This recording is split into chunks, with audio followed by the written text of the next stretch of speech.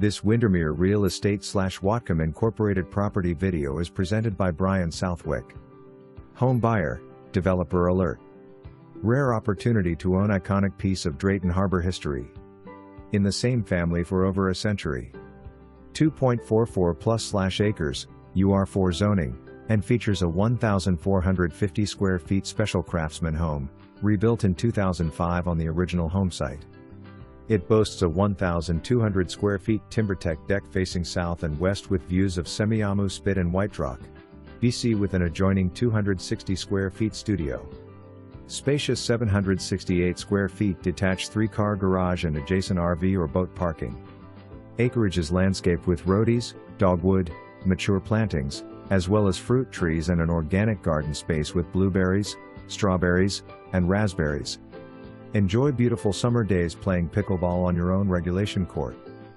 Kayak launch is close. Great location to I-5. For more information, review the details below.